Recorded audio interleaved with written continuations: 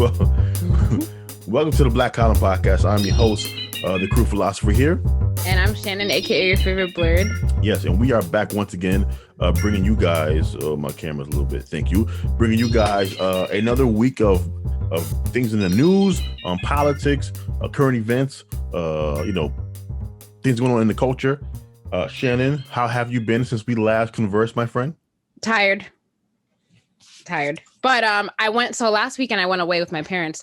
And my brother. We went upstate to Lake George, and it was the first time where I was in an environment where really like no one was wearing their masks, because at the hotel they were like, if you're vaccinated, you don't have to wear one. So it was very interesting to be in that environment. Was it nerve-wracking? No, because I wasn't like all on top of people at all times. So like it wasn't very nerve-wracking. There are more nerve-wracking things like all this restrictions being lifted in New York, but we'll talk about that. And so later. Did you assume that everyone who wasn't wearing a mask at the hotel was vaccinated, or no? People were, especially not especially not upstate up there with all these people who like I definitely don't believe, because like, it's not like they were asking for proof. So I definitely don't think that everyone was vaccinated. Yeah, that's a good assumption. All right. As far as me, I'm doing well as usual. I had some, a couple of doctor's appointments that I had to attend to over this past week, which have been very, very, was it insightful? That's the word you would use when you learn some things? Yeah, I guess so. Insightful, enlightening, whatever the proper word is for that description. And so I had that going on. Other than that, just day by day, doing my thing. Yeah, it's been a very interesting week to see how things are transforming. Like at work, I've been very slammed at work, getting ready for RTO, which means like return to office. It's just like, oh, the world. So they make you guys come back? They're making y'all come back? We're supposed to be coming back. At first they said September. Mm-hmm. So I was like prepared to like, have my last couple months like not having to commute or anything like that. But then they said if the conditions get better, then it might be sooner than that. So they want y'all back in like August? Maybe, hopefully. July, probably. Yeah, probably. I don't know. It kind of sucks. I'm kind of shocked you're not one of the people that quit your job during this thing. Oh, no. I love my job. I'm not going to quit my job. Okay, that's cool. I love it. Yeah. I love it. I love that you love your job. We're going to talk about hopefully the Delta variant of the coronavirus. Yeah. This is all tying into an argument that I will make in the future, down the line. So I'm very interested to see how that factors into your job's decision to bring you guys back as early as possible. Without further ado, I think we can kind of get into the topics here. Since my life is not that exciting. Where to start? Do you want to start COVID or do you want to start with Juneteenth? Let's start with COVID. Okay, let's start with COVID. So as we mentioned briefly before, there appears to be another variant of the coronavirus called the Delta strain that has everyone worried right now, because apparently there seems to be significant evidence that the Delta strain of the coronavirus is significantly more, I think it's twice as more contagious. So what's the proper way to say that? Twice as contagious? Yeah, or more contagious, I guess. But it sounds weird, right? Twice as more contagious. It sounds like it says wrong with that sentence, right?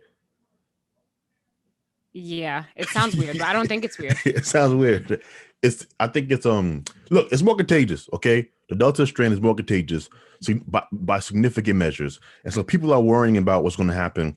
And so I don't know exactly where the Delta variant came from. I just had this article here from The Hill saying that doctors in China say the symptoms of the Delta COVID-19 variant, it was first detected in India, Shannon, are different and more dangerous than the original version of the coronavirus strain. Yep. Okay, so basically they found that this new Delta variant makes people become sicker. Yep. And their conditions worsen at a quicker speed. Yep.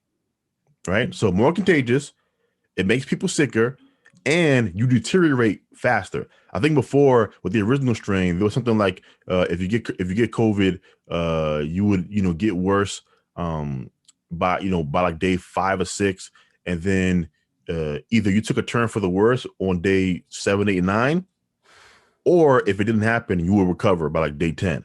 Yeah. So they're saying that it's an accelerated speed where you get sicker. Which is scary. It is scary. And on the heels, so New York has where we are. And also California lifted all of their restrictions this past week. And it's a little concerning to me that the news of this variant is spreading, but yet we are lifting all of our COVID restrictions and saying that you don't have to wear a mask or social distance seems a little irresponsible to me. I'm all for like people having like, we have to like return to normal at some point or like get on with our lives at some point. And I agree with that to an extent, but like, I'm fine with things being open, but for you guys, but for the state to lift all restrictions and saying like you don't have to wear a mask, you don't have to social distance, like you don't have to take any kind of precautions, is it just seems a little irresponsible with this, because I feel like it's only a matter of time before it makes its way over here, and then what? I'd be shocked if this strain wasn't here already, to be honest with you. Yeah. That's how quickly these things seem to happen. Mm-hmm. But to your point about New York, is it the city or the state? It's the state, right? I think it's the state, yes, because Cuomo made the announcement. Yeah, so I'm pretty sure this is like a statewide uplifting of the mandates. So here's the thing, Shannon. What you are watching right now take place is the interest of the economics. Oh yeah, it's purely economics. It's I don't at all believe that the government has any interest in preserving human lives at this point. True. That said, I do think we have to cut them some slack. And here's what I mean. Hold on, my cat opened my door. I was like, why is it noisy in my room? Okay, so here's the thing. We have to be honest about one thing, which is there are health consequences to the lockdown as well. Oh, no, I'm aware. Okay, so I don't just want to say that the state is being greedy by lifting all the restrictions. We were not able to sustain a longer lockdown without a rebellion taking place. Well, it's not like we've been in lockdown for the last couple months, because we haven't been. Things have been open. You've been able to do things. You've been able to go places, but there's just been restrictions in place, like capacity limits, and you still have to wear a mask. It's not like nothing has been open this whole entire time. I feel like we've been at a good place where people have still been able to do things while still being safe. But the fact that there is no more capacity limits, or that like there is no more social distancing or things like that, I feel like that part is a little irresponsible. I feel like we shouldn't have done a full uplift of restrictions. I understand what you're saying, Shannon, but here's the thing though. You got to remember even having a limit on capacity, it doesn't really help people recover, right? Remember when you discussed how restaurants pretty much they have to like operate at max capacity to make any money. Yeah. Other than that, they're just open kind of for no reason. They're losing money. And so you weren't going to have a real economic recovery unless you got rid of the restraints on capacity, right? It was never going to happen for certain industries, the movies, restaurants, bars. There's another one that has to be packed out to make any money. And I'm sure there are other places as well, probably Broadway, mm-hmm. right? Like you need to have packed out in order to make any profit. So once again, I don't want to just accuse the state and the city officials of just thinking about money. I do think to a certain degree, they are taking into consideration, or maybe not all of them, but some of them are taking into consideration that the lockdowns themselves were very, very harmful to various people, right? Like there's another article that we have in our show notes. I don't know if you read it or saw the title. It's about how between February and March, the number of emergency department visits for suicide attempts was 50.6% higher among girls aged 12 to 17 compared to the same period of 2019. And so these lockdowns are having health effects. So I don't think lifting the restrictions, most of them, were that problematic. Now, here's the thing. To your point, we can have a discussion about why was there a need to remove the indoor mask requirement.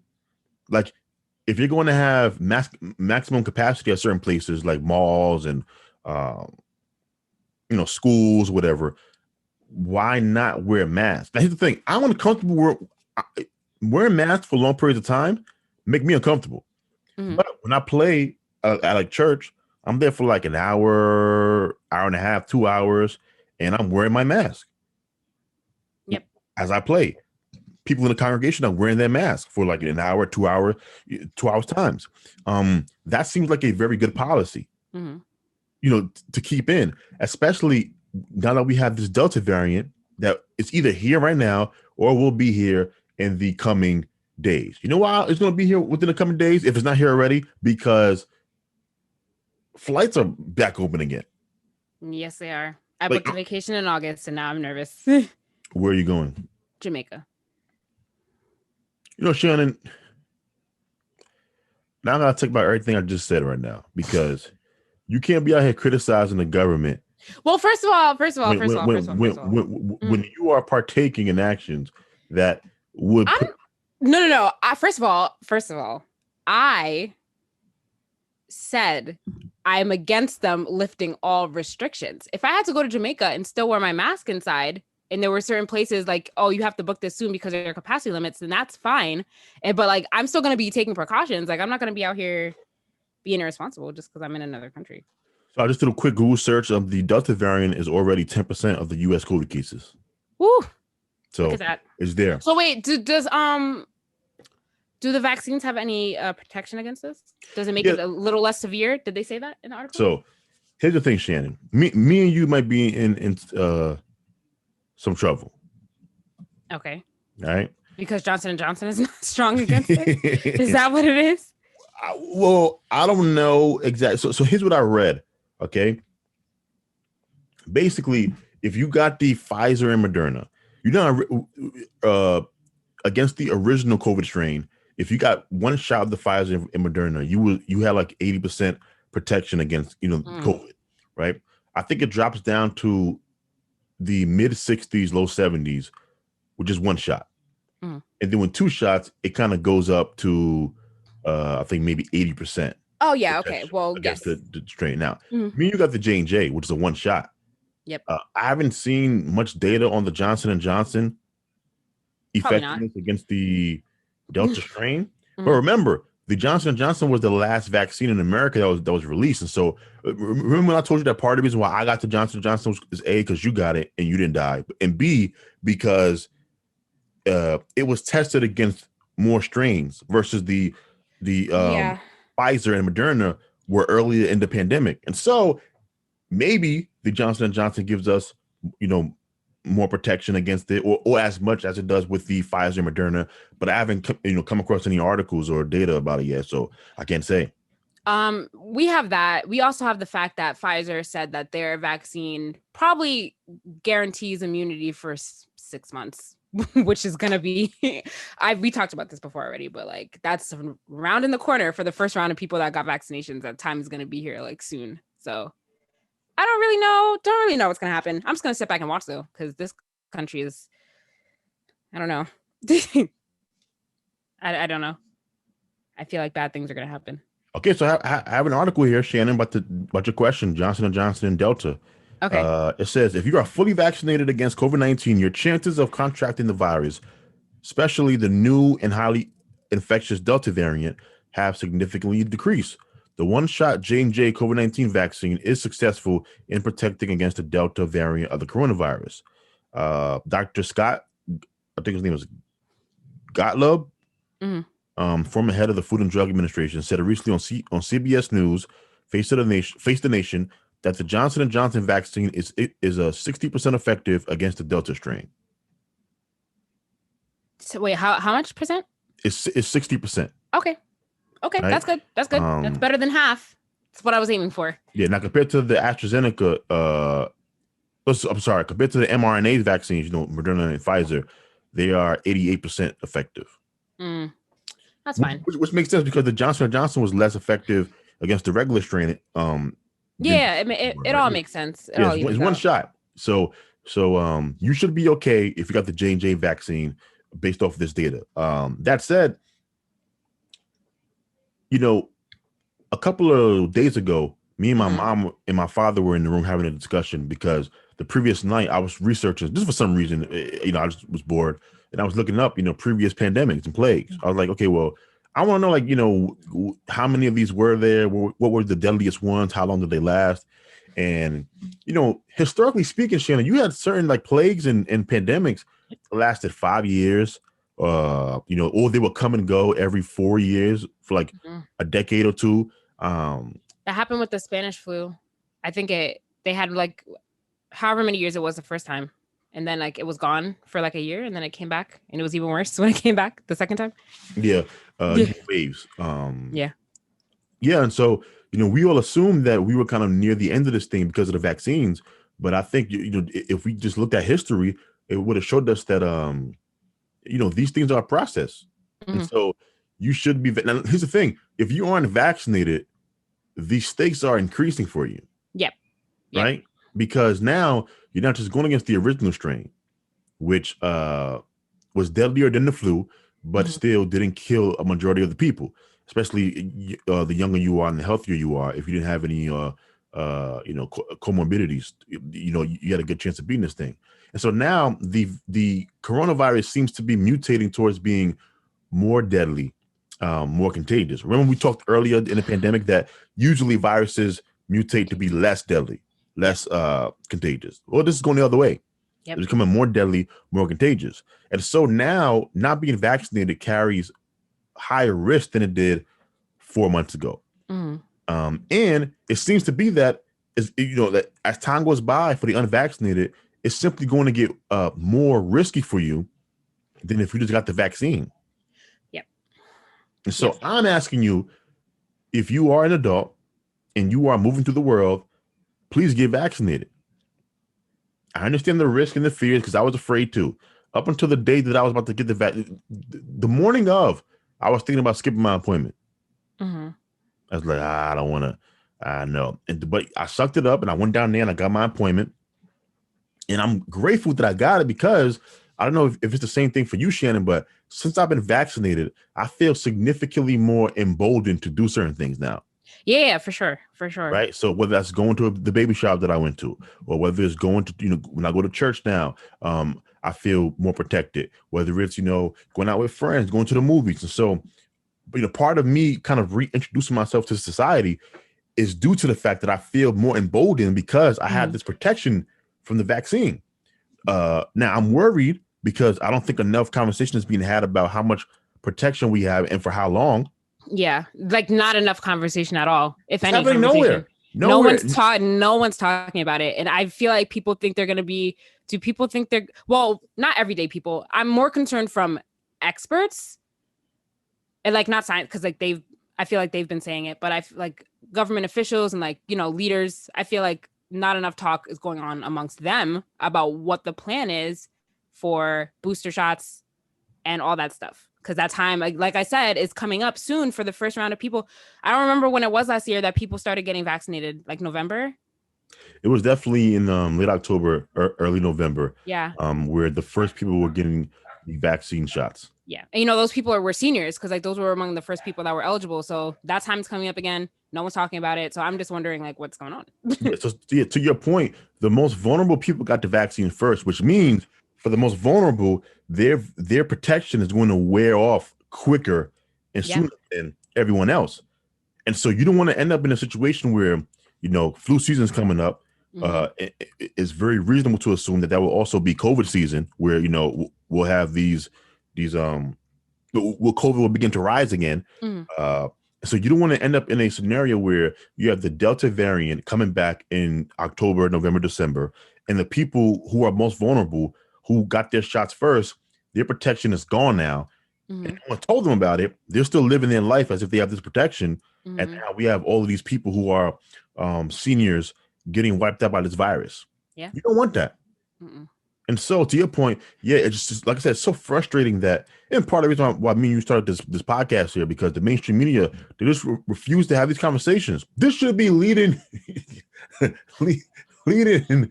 what's Cuomo's show called? Cuomo at Night, whatever the fuck it's called. This should be the number one question going forward. New Delta variant, the vaccines. how effective are they against the Delta variant, and also how long will we have protection? Bing, bang, boom, bomb. Mm-hmm. But no. So be safe out there, people. Be safe out there as you And navigate the streets. Be smart, please, because I feel like not enough of y'all are smart. So just think about that. So when I call people intelligent and stupid, I'm problematic. But when you do it, well, I'm not calling them unintelligent and stupid. Like, that's harsh. I just said a lot of y'all are not being smart. So just be smart. Just think about it. It doesn't sound as harsh as when you say it. True. Don't be dumb, as Shannon says in her nice way. All right. So all right. So that's enough with that conversation. Juneteenth. So the white man has finally given you Negroes your own national holiday. Right? Technically speaking, MLK Day doesn't count because that's about a single, one person. That has nothing to do with y'all. It has to do with that man and his greatness. What else don't count? That y'all count as a black holiday. That's it, right? It's MLK Day. That's it. Yeah, and Black History Month don't count either because it's the shortest month in the calendar. So that was actually disrespectful for y'all. But the white man finally gave y'all, Shannon, your own national. Why are you saying y'all holiday. Like you're not black, Jabaya? I'm confused right now. What is wrong with you? So he gave you guys Juneteenth, right? For those of you who don't know what Juneteenth is it is the day, June 19th. I think it's the last day that the last slaves were freed. Yes, because the general arrived in Texas with war's over. You guys are now free, correct? Okay. Yep.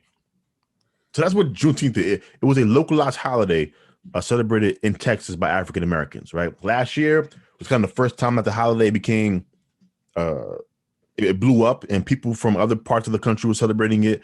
Yeah. I never heard of it. You never heard of Juneteenth before last year? No. You haven't saw that episode of The Proud Family? I mean, Shannon, The Proud Family was years ago in my life. I know, but some things just stick with you. And maybe, I don't know. If you have Disney Plus, then you would have been rewatching it. Yeah, look, I'm not obsessed with history like the rest of y'all. But yeah, so Juneteenth was not something that I celebrated. It was not something that was important to me, really. And then last year was the first time that it was kind of. And look, I'm not the only one. See, you know what I hate about? No, you're not. No, you're not the only one. You're not. Yeah, and that's what I hate about black people. Y'all will leave me out to dry as an ignorant black person for not knowing what Juneteenth was. And I know for a fact that most of you watching and listening right now, before last year, had no idea what Juneteenth was. Okay, well, I'm gonna go ahead and say this. So if you have strong recollection of cartoons, then you know what Juneteenth is if you watch The Proud Family. But Juneteenth definitely was not taught in school. So if you didn't, I feel like if you weren't taught by your family, or like maybe like if you don't live in the South, like I'm pretty sure Texans know about Juneteenth. But yeah, it wasn't taught in school, so I don't blame you if you don't know what it was. Yeah, so thank you. And so now it is officially a national holiday, which means you get the day off. Or if you don't get the day off, you get extra pay like you do with any other national holiday. It went through the House. Joe Biden signed it. And so here we are. And Shannon, what are your thoughts? What's your reaction to the white man giving you a national holiday? Why are you saying you like you're not black? This applies to you too. I mean, whatever. It's fine, I guess. Like, we deserve the day off if if July 4th is going to be recognized as a holiday where slavery was still ongoing when America gained their independence, then Juneteenth should be a holiday. I just feel like it's the bare minimum of things that need to be done. So it just feels like fluff to me. I mean, but cool. I'll take the day off, but it's fluff. Okay. Have you been paying attention to the individuals who are less enthusiastic about this becoming a national holiday? The white man? There's some white people, some black people. Why are black people unenthusiastic about it becoming a holiday? Well, let me give you my perspective, right? Now, first of all, do I have a problem with Juneteenth being a national holiday?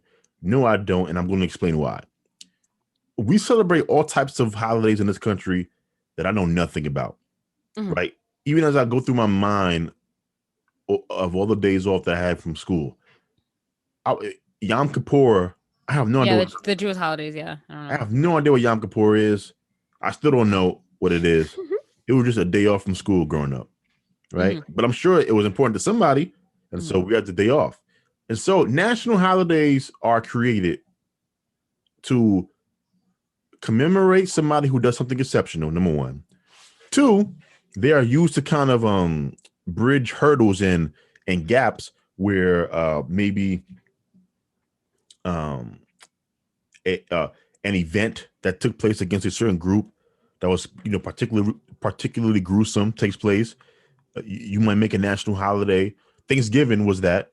Mhm. Right now, people are calling it Indigenous Peoples Day, but Thanksgiving was a day where we would kind of celebrate the Pilgrims and the Native Americans, coming together to have a great feast. Now, once again, I'm not saying that story was true, so get off my back. Yeah, because as soon as you said that, I was like, back, wait. But I'm glad you addressed that get yourself. off my back. But I'm saying the point of that holiday was to kind of help the country move forward past the tensions between, us and the Native Americans, right?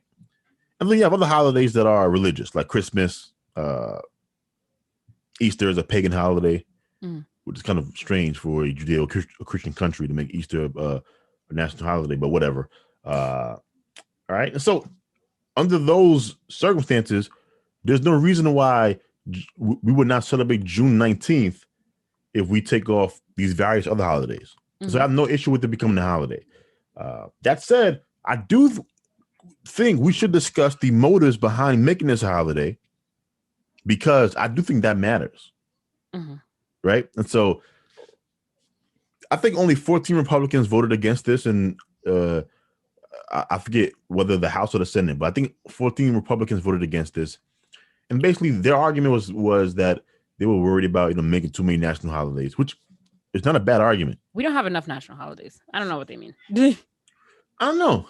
I'm saying the concern is not a crazy concern for me, but here's why we should examine the motives for making this a holiday. You need to know at all times how politicians are operating, in my opinion. If you want to gain power in this country, if you want to be a politically active community or individual, you should look at any and everything a politician does, and you should examine it and ask questions. That's how I feel personally.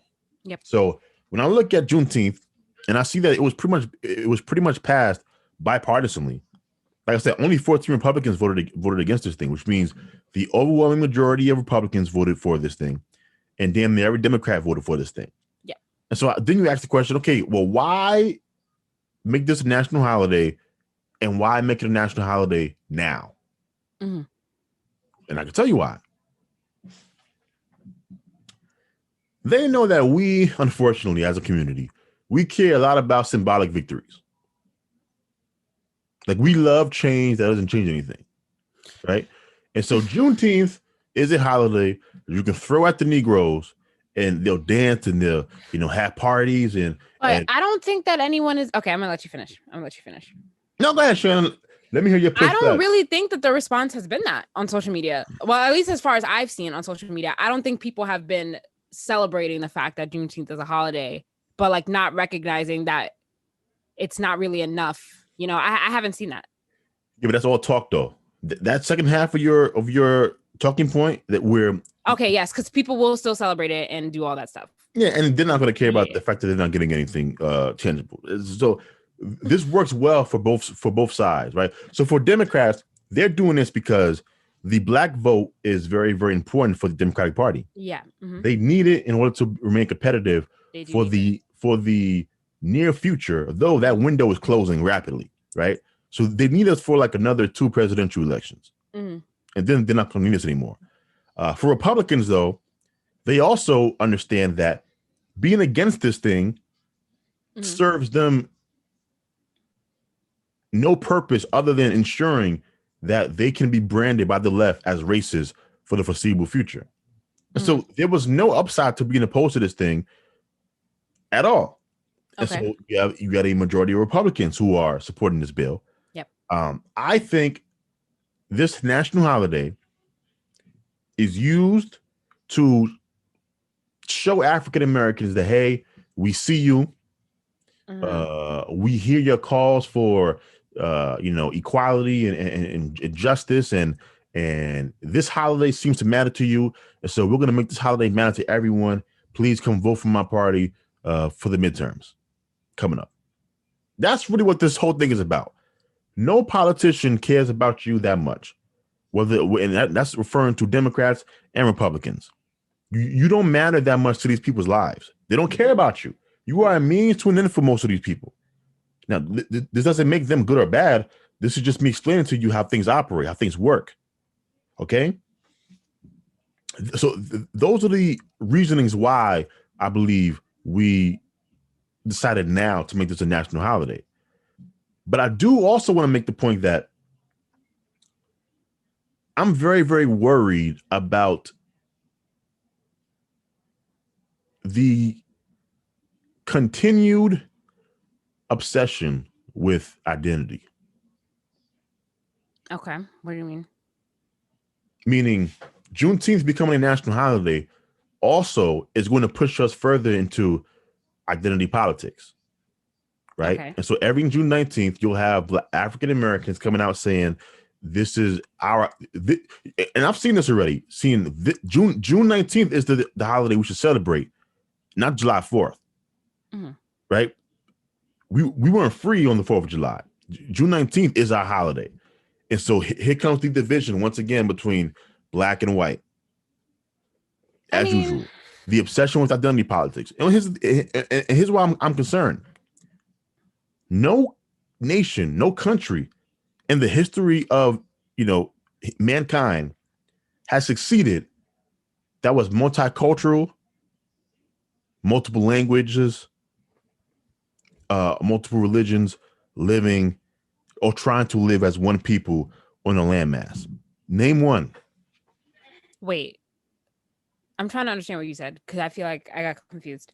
You said there's never been a nation that has been composed of multiple ethnicities, multiple languages, multiple religions that lasted. Oh. All of them fell. Okay. All of them. Because it is impossible to keep that intact. America was supposed to be a place where we're not a country made up of people of the same ethnicity or the same religion or race, right? I'm not talking about what was the case at that time. I'm talking about what was promised, what was put in the documents. We were supposed to be a country that was unified under the banner of being an American, which was an idea. That's what made this country such an unusual place, where you didn't have to be born here to be American. You were American by living on American soil. You were American regardless of your religion or race or etc. Right now, once again, we know that this country hasn't lived up to the ideal, but the ideal being the goal in and of itself is very, very important. I don't believe that is still the goal. Okay. We have people in this country, Shannon, that speak multiple languages. Yeah. We have people in this country who don't view themselves as American. They view themselves or relate to their ethnicity more than the country in which they were born. Right. I don't know if you were paying attention, but back at the height of the Israel versus Palestine situation, you had protests in New York City where you had Palestinians beating up Jews. You had people who were protesting on behalf of Israel, coming at Palestinians, people who were American born, fighting fellow Americans over foreign countries. Why? Because they identified closer to the country. Okay. And not their American identity. If you have a bunch of different groups, different tribes who don't have a unifying thread, all living on the same mass, Shannon, eventually, history shows us squabbles and wars will break out. Okay. Okay. And so I see the passing of Juneteenth as another step in that direction. Mm. I mean, I kind of see what you're saying, but I also don't think that it's wrong to celebrate a holiday where an atrocity in history ended. So like I have no problem. Like I understand what you're saying about the division and causing problems, but I feel like it's something that deserves to be celebrated. So I just feel like keeping it in the shadows just because we're afraid of division amongst the people. I just feel like that's not the right way to go about it. I hear you. Look, we're all gonna burn in hell. And people will say, oh, who cares? At least we had equality on our way down there. And I get that. It's a cute story. But my thing is, these things are worrisome. Once again, America is an unusual place. Mm-hmm. We're not tied by, tribes. We're tied by the idea of America. That's what makes us American. And we are moving further and further away from that day by day. And I agree with you. Juneteenth, that's why I started with saying, based off of kind of how we make national holidays, I believe June 19th qualifies. Mm-hmm. But it's also why I laid out to you how we got here and why I believe the motivations of the people pushing this matters just as much as the holiday itself. And that is what has me worried, because once again, it is the left and now the right is becoming very, very shrewd in using African Americans as a political football back and forth for power, because they know that our time is kind of coming to an end, but they still need us. And so once these other groups begin to become the larger minorities, which they will, then you're going to hear less about African Americans and the legacy of slavery, and you're going to hear more and more about Asian discrimination and immigrant rights and these various other things that have nothing to do with African Americans, because we won't serve any purpose at that point. Okay. Right? I mean, I don't doubt because that. our demographics aren't growing. Okay.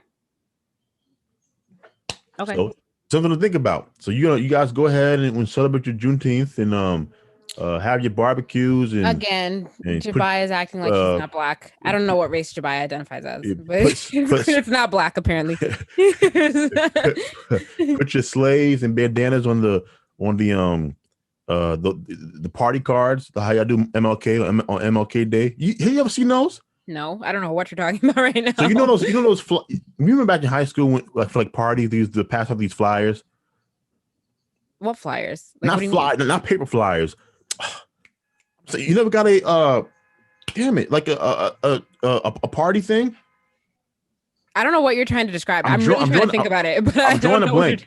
Have you ever been handed it's not an envelope, it's not a flyer, because it was a paper. It's not paper. It's hold on, I'm gonna Google it. Hold on, give me 1 second.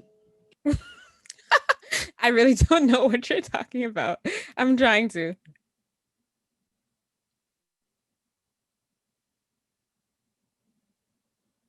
You know what? I got an idea. Hold on. I'm gonna show it to you right now, real quick. All right, hold on.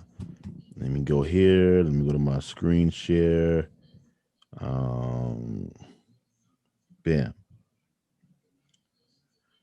All right. Do you see it? Oh, okay. Like a little. But these are smaller than the ones that, but they're a little bit bigger. So do you remember these from high school? Yeah.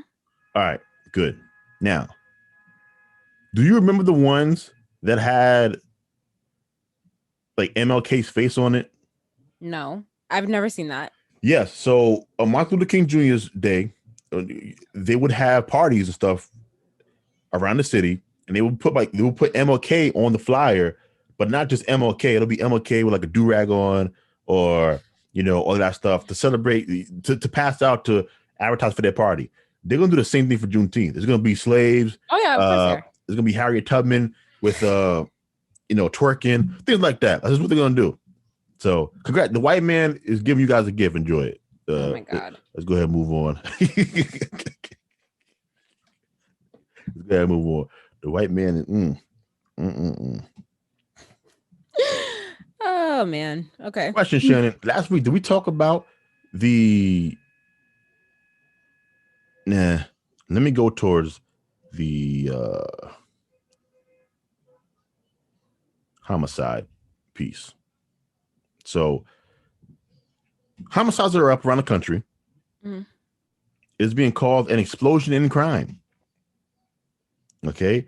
And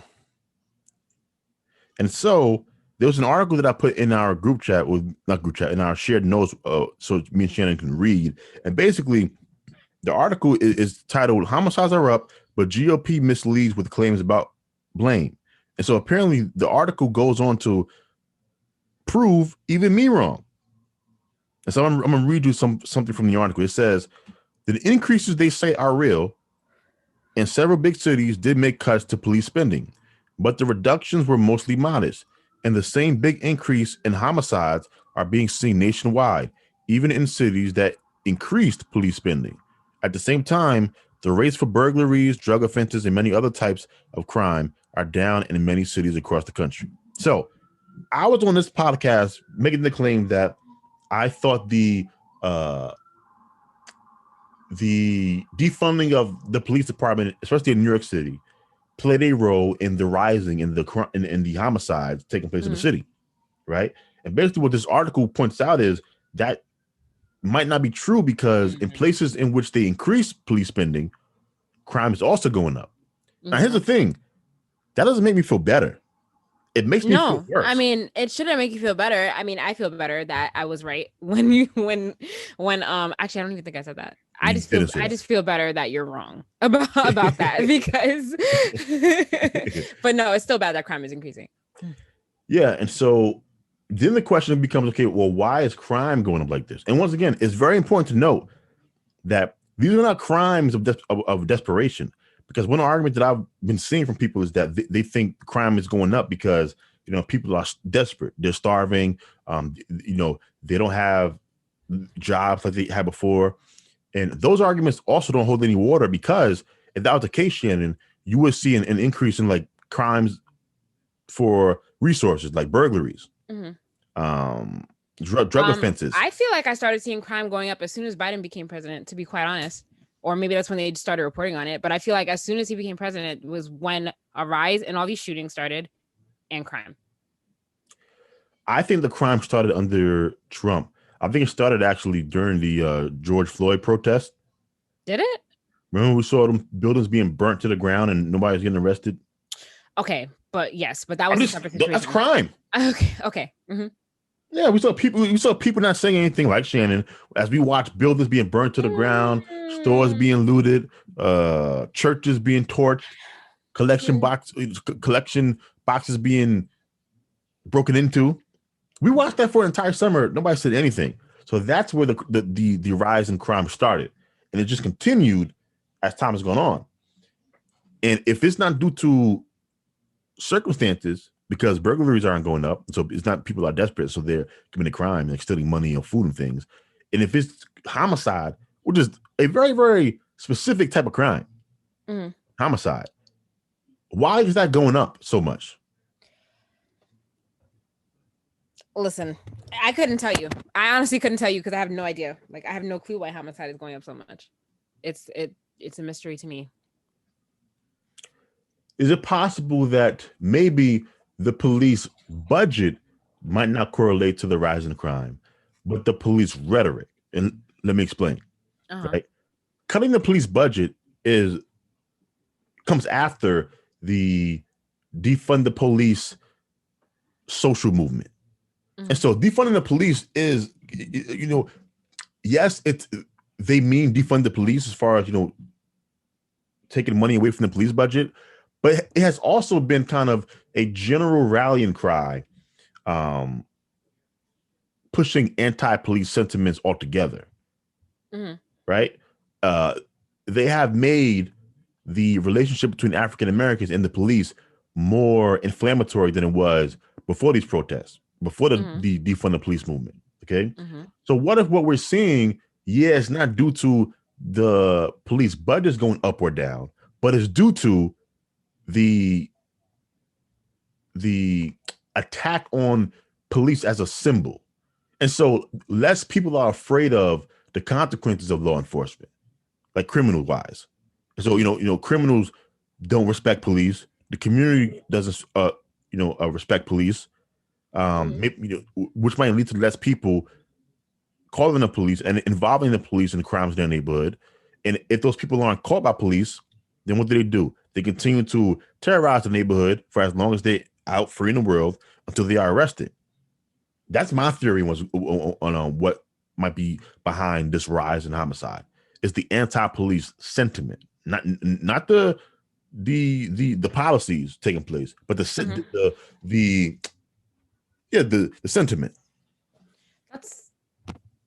That's a good theory. That could possibly be it. But then how do you explain all the mass shootings that have been happening too? That's a crime. Those have been going up a lot. I don't think that has anything to do with police. That I've noticed has started going up like as soon as Biden became president. And I don't really know the reason for it. The mass shootings have to do with boredom. Wow, that's very dark. It's probably true, but it's very dark. Yeah, but it might be dark, but I think boredom. We have to be very mentally unhealthy now. Don't you agree? Mm-hmm. Even somebody who is as well adjusted as you are is probably not operating at a peak mental health, given what we went through. And we're not going to know the effects of the lockdown we had until the upcoming, years. Yeah. We'll see exactly what happens. And so maybe both the rise in homicide and the rise in mass shootings, maybe part of the explanation for the rise in homicide is anti-police sentiment, but maybe another factor that explains both the rise in homicide and the rise in mass shootings might be due to the fact that, dude, there's just more sick people mentally. Yeah. There's more of us that are depressed. There are more of us that are suffering from anxiety. And here's the thing: if you've never suffered from these things, you might not know that you're suffering from it. You just know that you feel bad. And as someone who has been going back to doctors are packed and backed up because so many people are now going back to the doctor. It's been like a year and a half, 2 years for some people since they've gone to the doctor. Yeah. You have people that were in the middle of getting diagnosed with some things before the pandemic started. Like I was in the middle of determining if I had an autoimmune disease before the pandemic started, and then I couldn't go to the thing. So I stopped, there was no appointment. And so I'm restarting where I left off before. And so if you are sick mentally due to the lockdown, locked in, can you imagine doing this thing, lockdown, single? Oh, yeah. No, yeah. And not single as in like your dating status. I mean single, just you in your apartment. Yeah. No. Yeah. That would have been awful. Mm-hmm. I was terrified early on of my family because I felt like they were moving too much for me for the pandemic. But like once we kind of got to the middle of it, I remember saying to myself, I can't imagine going through this situation alone. But it was just me, no one else around me. And to do that for 8, 9, 10 months, however long we were on lockdown, that's crazy. And so I think that's part of it as well. To your point about the mass shootings is that people are sick, man, anxious or depressed, or maybe some people, the pandemic broke them. When I had my mental breakdown that you were privy to, that was a dark place for me. Now, I didn't go out there and shoot a bunch of people, but some people operate that way. What a wonderful time for the country to invest more in mental health. It's a great time. I'm agreeing with you because if the mental health stuff is responsible for the crime stuff, then you have to tackle the mental health stuff because people are not going to get back to normal until you get the crime under control. Yep. And right now the crime is out of control. I was watching a video before we started. I might show you this. In the Bronx, this man who shot these children in front of no, sorry, he shot this man in front of his children. What's up with people shooting people in front of other people? It's crazy. Shannon, they have no fear of the law. I know. All right, hold on. I'm gonna show it to you right now.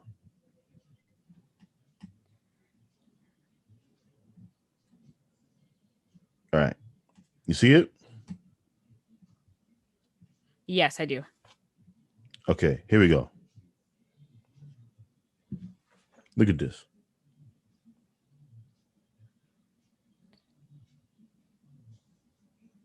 Yo, that's so crazy.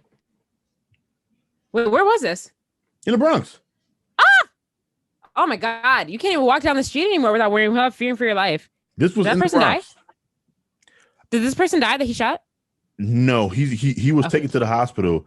Yeah, it didn't look like he got shot anywhere like critical, like in any critical spots. Yeah, the guy had awful aim for yeah, he did. to be involved in life of crime. But once again, this is what we're dealing with here. These type of people, right? But he don't seem like he has mental health issues. A third problem that I think we don't talk about, maybe because we don't live in this world, maybe there's just increased gang activity. But I'm trying to think why would there be increased gang activity unless maybe the gangs. Oh, maybe this is what's going on, Shannon. So the pandemic, the gang life and criminal activity, think about it as kind of like the underworld, right? And so below board. So everything above board is legal activities, right? We saw bars being shut down. People lost their restaurants. People lost all their income or their money. That happened above board. We didn't really think about what the pandemic did for people living a life of crime below board. They probably suffered the same setbacks because everyone's in their house. No one was really out there like that. And so gangs are notorious for being involved in the drug game. They might have lost out on millions of dollars in the drug game. The drug game, right? Now things are opening back up. People are coming back out. Now you have people fighting over turf and territory. Yeah, people fighting over drugs. People fighting over guns, right? That could also be something that's happening right now. And because we're not involved in that world, we don't really know. And so to us, we just think, oh my God, crime is going through the roof. But really, I hope somebody with more knowledge on this situation is really thinking about, is this a result of the pandemic? And if so, how do you solve that problem? Because it's not like you can just give a bunch of drug dealers, PPP. You know what I'm saying? Like, you can't do that. It's underboard. But if you don't solve that problem, innocent civilians, end up getting hurt. Like those two kids could have easily lost their life. Yeah. Easily. Yeah. That video was so nuts. Oh my God. Yeah. Yeah. I don't know. I don't know what the government plans to do about this. I really don't know because it's crazy. I don't know. I guess we'll just have to see. Yeah. So try not to get shot while you're walking down the street. Because yes. Stay safe, people.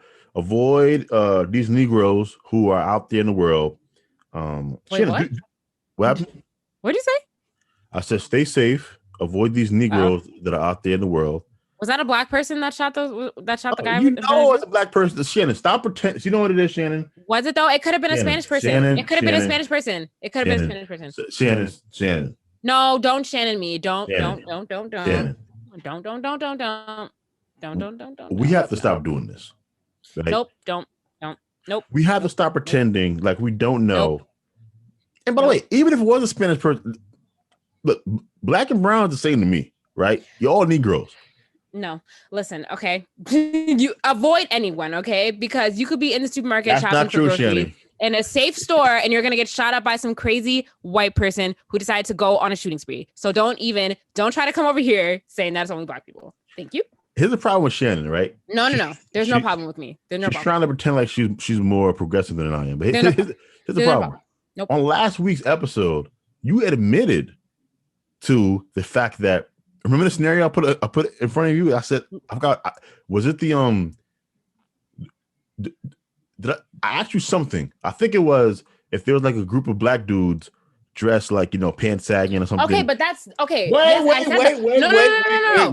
This is completely different situation. I said stop acting like it's only black people committing these crimes out here. I didn't say it was only, but you just said that.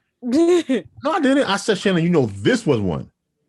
No, I didn't. That's what I was asking. I didn't know that. Okay. Once again, all black people don't commit crimes. In fact, most of us don't commit crimes. That said, Shannon, the crime stats are the crime stats. We commit way more crime than our demographics should be. Okay. Mm-hmm. And so, deep in your soul, I'm not buying this whole progressive Shannon act people. Shannon knows deep in her soul that No, but I wasn't even talking about that. Well, yes, I asked if he was a black person, but I was talking about what you said. I said stop pretending like it's always black people committing. It's not crimes. But it is. But that's what I said. But there is a black person, and you know who it is, Shannon, who you profile as you admitted to last week, and I'm proud of you for admitting it. Oh my god, you did admit it, and that person is suspicious to you now. I'm not saying that that you would treat them less than, but you're walking down the street, you see a group of black dudes, pants sagging, cursing up a storm, boxers showing late at night, you probably gonna cross the street. Yeah. Are you gonna cross the street, Shannon? Yeah, if it's late at night, probably. You're right. Yeah, you see what I'm saying? That's all I'm saying is we know who is behind the violence. Let's be honest about it. Now, we have 4 minutes left. I want to ask you a question on this last story we have from the news, which is the North Carolina bill that would ban abortions on the basis of Down syndrome. Why? What? Hold on, I didn't even read this. Yeah, so in North Carolina, the senators approved the bill that would ban women from getting an abortions on the basis of Down syndrome. Listen, I'm tired of basis of race, sex, or a prenatal diagnosis of Down syndrome.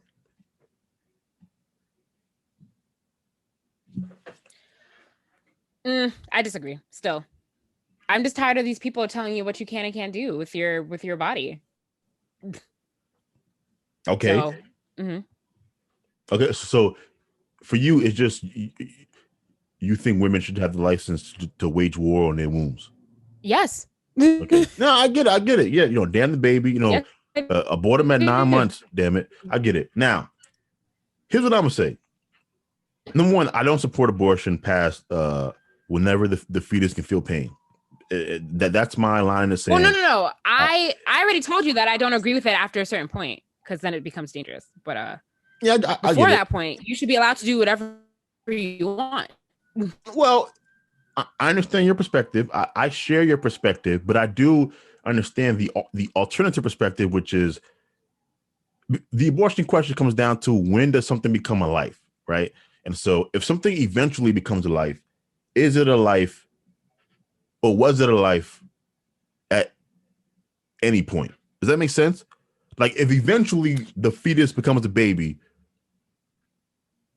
was it a life even before it was a fetus that could feel pain, right? So like at 2-3 months, is that not a life?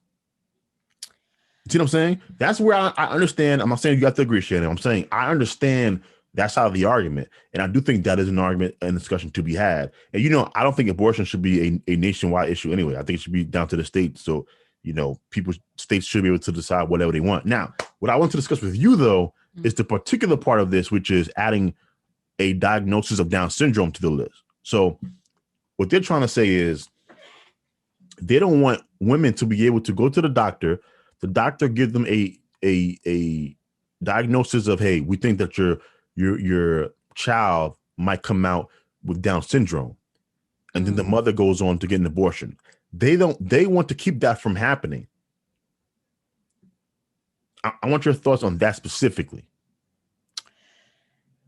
I mean, it all kind of goes together for me. Like if you found out that your child so you found out that your child is going to be born with Down syndrome, and they're basically saying that you're not allowed to abort the baby after you find that out.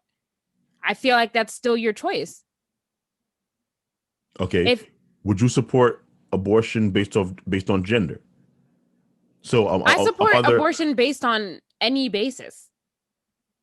So I feel like it's all relevant. It's all relative to the overall, you have a choice to do whatever you want to. But you said that you think it's a line. What?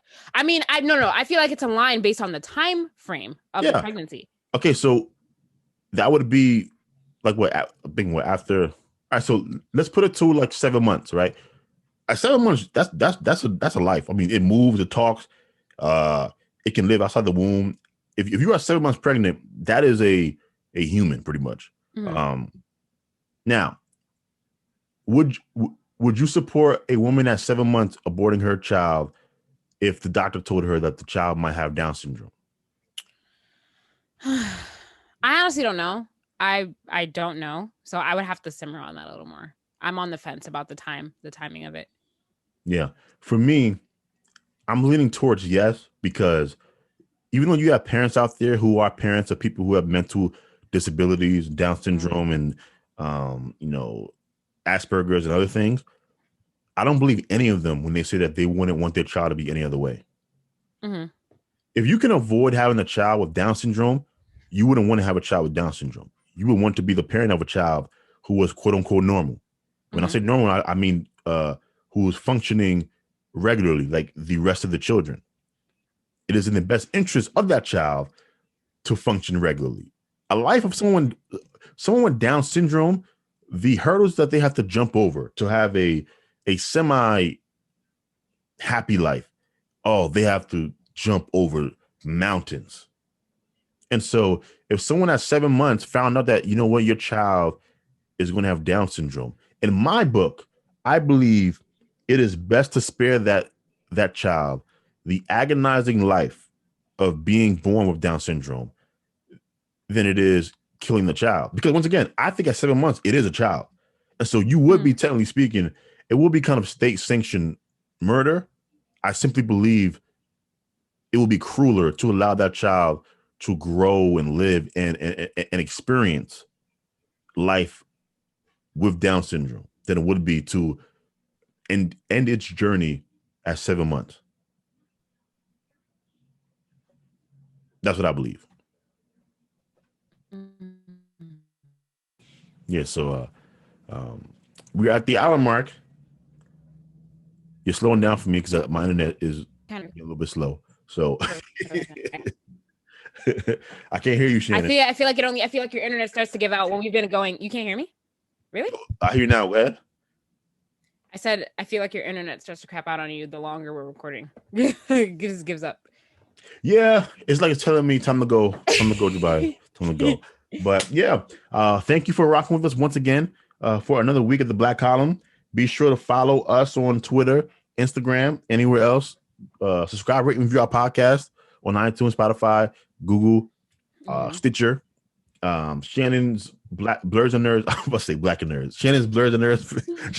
Shannon's Blerds and Nerds podcast will be linked in the description. Make sure you go ahead and check out her podcast there. For all the Blerds out there, all the nerds, there's a place for you. We will see you guys. Oh, before we leave, I'm so sorry. Father's Day.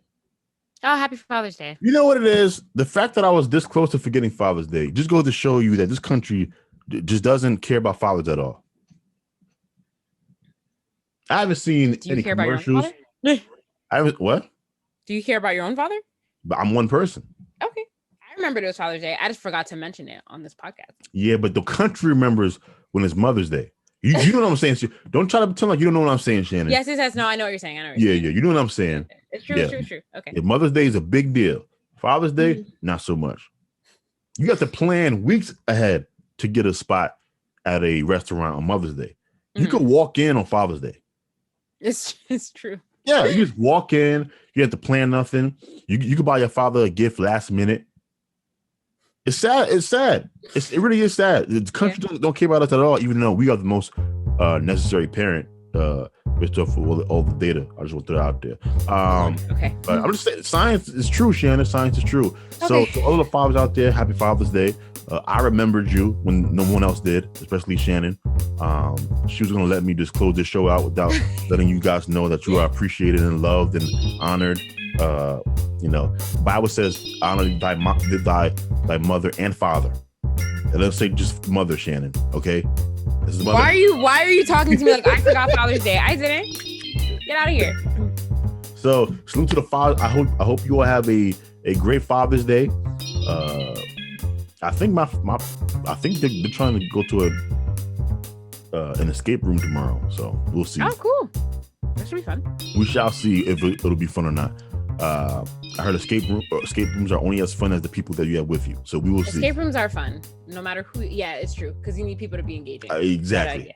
Yeah. So thank you. We will see you guys next week. Until next time, guys. Deuces. Bye.